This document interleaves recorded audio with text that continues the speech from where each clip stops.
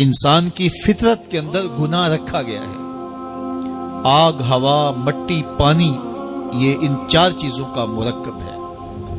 اس کے جو عناصر ہیں اس میں کبھی اعتدال قائم نہیں رہتا اور اس سے گناہ سرزد ہو جاتے ہیں۔ گناہ کرنے کے بعد بندے کا اس گناہ پہ اصرار کرنا، اڑ جانا، ضد کرنا، توبہ نہ کرنا اللہ کو یہ پسند نہیں۔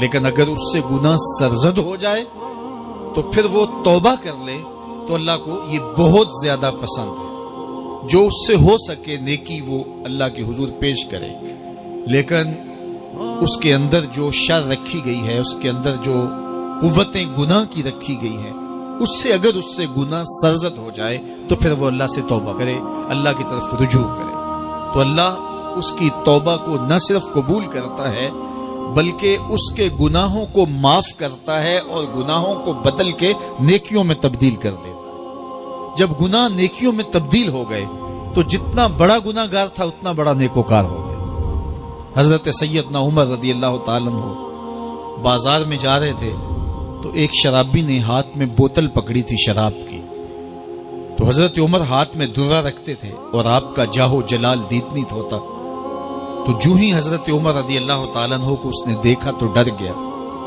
اور دل ہی دل میں کہا، اے اللہ آج عمر کے قہر سے بچا لے، میں تیری بارگاہ میں سچی توبہ کرتا ہوں، اور جلدی سے شراب کو بغل میں چھپا لیا۔ اتنے میں حضرت عمر سر پہ پہنچ گئے اور گرج کر کڑک کے کہا کہ یہ تیری بغل میں کیا ہے؟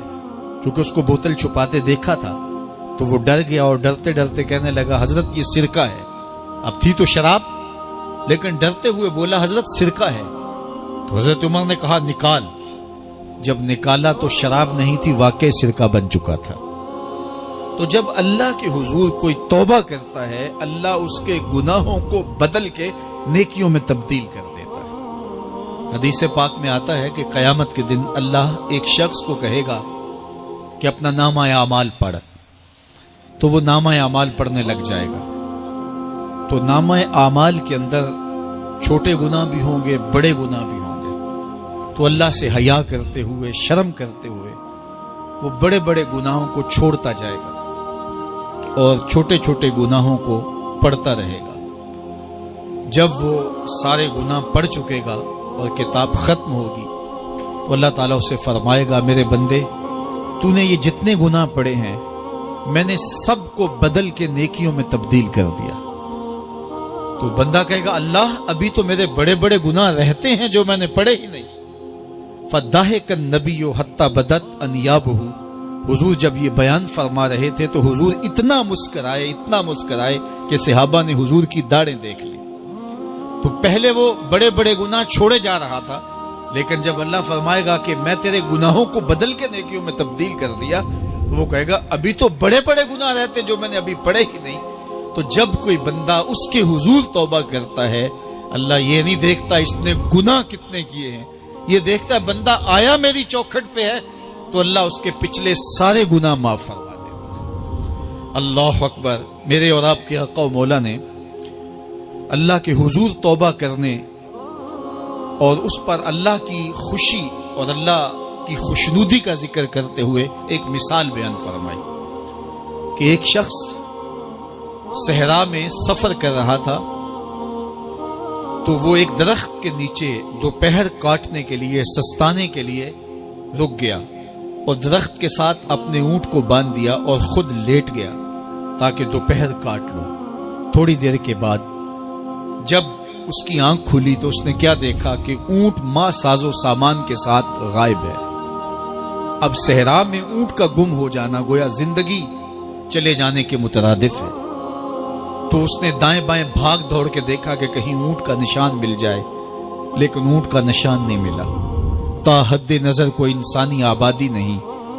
وہ بھاگا اور تھک ہار کے دوبارہ اسی درخت کے نیچے بیٹھ گیا اور پیاس سے ہلکان ہوا جا رہا تھا اور درخت کے ساتھ ٹیک لگا کے لیٹ گیا اور موت کا انتظار کرنے لگا۔ جن لوگوں نے صحرا کا سفر کیا ہے ان کو اس بات کا اندازہ ہوگا کہ کئی 100 میل تک انسانی آبادی ہی نہیں، اب نہ کچھ کھانے کے لیے بچا نہ کچھ پینے کے لیے بچا، اونٹ بھی غائب ہو گیا، توشہ بھی ساتھ ہی چلا گیا تو اب ظاہر ہے سیدھی سیدھی موت ہی نظر آ رہی ہے، تو وہ اس درخت کے ساتھ ٹیک لگا کے بیٹھ جاتا ہے اور موت کا منتظر ہوتا ہے۔ تھوڑی دیر کے بعد پھر اس کی دوبارہ آنکھ لگ جاتی ہے۔ جب دوبارہ آنکھ لگتی ہے تو تھوڑی دیر بعد پھر آنکھ کھلتی ہے۔ جب دوبارہ آنکھ کھلتی ہے تو دیکھتا ہے کہ اونٹ جو گما تھا ماں ساز و سامان کے اس کے پاس کھڑا ہے۔ تو صحرا میں اس حالت میں اونٹ کا مل جانا زندگی مل جانے کے مترادف ہے۔ تو وہ اتنا خوش ہوا کہ خوشی کی انتہا نہ رہی، بلکہ مسرتوں کے ہجوم میں درک گیا اور کہنے کیا لگا، اللہم انت عبدی وانا ربک، اے اللہ تو میرا بندہ اور میں تیرا رب۔ کہنا تو یہ تھا کہ تو میرا رب اور میں تیرا بندہ، لیکن مسرتوں کا ہجوم ہی اتنا تھا، خوشیوں کا ہجوم ہی اتنا تھا کہ زبان پہ قابو نہ رہا۔ کسی کے آنے سے ایسے ہوش اڑے ساقی کے، شراب سیخ پہ ڈالی اور بوتل میں کباب۔ کہنا یہ تھا اللہم انت ربی وانا عبدک، لیکن اس قدر خوش ہوا جب بھی تیری قربت کے امکان نظر آئے ہم اتنے خوش ہوئے کہ پریشان نظر آئے۔ تو کہنا یہ تھا کہ اے اللہ تو میرا رب اور میں تیرا بندہ، لیکن خوشیوں کے ہجوم میں وہ کہتا ہے اللہم انت عبدی وانا ربک، اے اللہ تو میرا بندہ اور میں تیرا رب۔ حضور یہ بات بیان کرنے کے بعد صحابہ سے پوچھتے ہیں کہ ذرا بتاؤ اس بندے کو کتنی خوشی ہوئی کہ خوشی میں زبان بھی قابو نہ رہی اور اپنے آپ پہ کنٹرول نہ رہا، اور خوشیوں کے ہجوم میں اسے یہ بھی پتہ نہیں چل رہا کہ وہ کیا بول رہا ہے۔ تو صحابہ نے عرض کی حضور بہت زیادہ اسے خوشی ہوئی۔ تو میرے حضور نے یہ بات کرنے کے بعد ارشاد فرمایا، جس طرح اس کو گما ہوا اونٹ ملا اور اس کی خوشی کی انتہا نہ رہی، تو فرمایا جب کوئی شخص توبہ کرتا ہے اور اللہ کے حضور پلٹ کے آتا ہے، گناہوں سے معافی مانگ کے اس کی دہلیز پہ آتا ہے، میرے حضور نے فرمایا اللہ اس سے بھی زیادہ خوش ہوتا ہے کہ میرا بندہ میری چوکھٹ پہ آ گیا۔ تو وہ یہ چاہتا نہیں کہ اپنے بندوں کو عذاب دوں، وہ خود آگ میں چھلانگے لگائے تو اس کی مرضی، اگر گناہ سرزد بھی ہو گیا ہے تو کوئی بات نہیں، معافی مانگ لی جائے۔ آپ نے نام سنا ہوگا محمود غزنوی اور ایاز کا، ان کا باہم محبت کا رشتہ بہت گہرا تھا۔ ایاز ٹوٹ کے چاہتا تھا بادشاہ کو، اب دیگر مصاحبین حسد کرتے تھے، بغض رکھتے تھے، وہ کہتے تھے یہ کوئی کیا اس میں کرشمہ اور کمال ہے کہ بادشاہ اس کو اتنا ہی چاہتا ہے۔ تو بادشاہ جب ان وزراء کا مشیروں کا حسد حد سے بڑا ہوا دیکھا تو ایک دن سب کو اپنے دربار میں حاضر کیا۔ دربار میں ایک تالاب تھا، تو اس میں مٹھی بھر کے موتیوں کی پھینک دی اور ایک ایک وزیر کو کہا کہ یہ موتی نکال کے لاؤ، اور یہ خیال کرنا کہ تمہارا لباس بھی تمہارا بدن بھی نہیں بھیگنا چاہیے۔ تو سب نے کہا کہ یہ عجیب بات ہے کہ حوض کی تہ سے موتی نکال کے لائیں اور لباس بھی نہ بھیگے اور بدن بھی نہ بھیگے، یہ تو لازمی ہوگا۔ پھر دوسرے وزیر کو کہتا کہ یہ موتی نکال کے لاؤ، تمہارا لباس بھی نہیں بھیگنا چاہیے، تمہارا بدن بھی نہیں بھیگنا چاہیے۔ تو وہ آگے سے حجت کرتا یہ کیسے ہو سکتا ہے کہ بدن بھی اور لباس بھی نہ بھیگے اور موتی بھی نکال لاؤں؟ تیسرے کو، چوتھے کو، پانچویں کو، ہر ایک آگے سے حجت کرے، یہ کیسے ہو سکتا ہے؟ پھر ایاز آ گیا تو بادشاہ نے ایاز کو کہا کہ یہ موتی نکال کے لانے ہیں اور تمہارا لباس بھی اور تمہارا بدن بھی نہیں بھیگنا چاہیے۔ ایاز نے فوراً چھلانگ لگائی اور موتی نکالے۔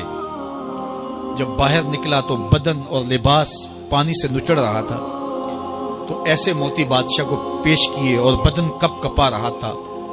تو بادشاہ بڑے غصے سے کہا کہ ایاز تمہارا بدن بھیگ گیا، تمہارے کپڑے بھی بھیگ گئے، میں نے کہا تھا لباس بھی نہیں بھیگنا چاہیے، کپڑے بھی نہیں بھیگنے چاہیے۔ تو ایاز بڑی لجاجت سے عرض کرنے لگا، بادشاہ سلامت، آپ کے دو حکم تھے، ایک یہ کہ موتی نکال کے لانے ہیں، دوسرا حکم یہ تھا کہ لباس اور کپڑے بھیگنے نہیں چاہیے۔ تو ایک حکم میں نے پورا کر دیا ہے، دوسرے کی معافی چاہتا ہوں۔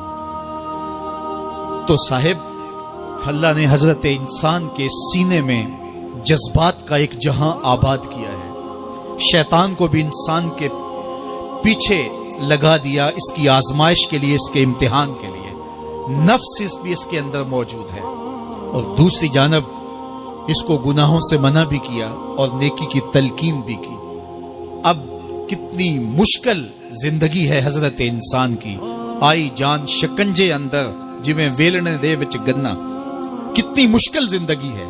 ख्वाहिशें हैं कि आवारा हैं, आरजुएं हैं कि बेकाबू हैं, और दूसरी जानिब अल्लाह का हुक्म है। अब क्या करे? तो गुनाह करने के बाद फिर अल्लाह के हुजूर तौबा कर ले, जो मुमकिन हो वो नेकी करे और गुनाह से मकदूर बचने की कोशिश करे। लेकिन बशरी तकाजों के तहत अगर उससे गुनाह कभी सरजद हो जाए तो उस पर अकड़े ना और उस पे मुसर ना रहे, उस पे असरार ना करे, बल्कि फौरन अल्लाह के हुजूर तौबा करे। गुनाह करने के बाद बंदा जब तौबा करता है, अत्ताइबु मिनज़्ज़म्बि कमल ला ज़म्ब लहू, तो वो ऐसे होता है जिस तरह उसने गुनाह किया हुआ ही नहीं। बंदा 100 बार गुनाह करके तौबा करे, अल्लाह 100 बार माफ फरमा दे। वो करीम है, 70 माओं से ज्यादा प्यार करता है।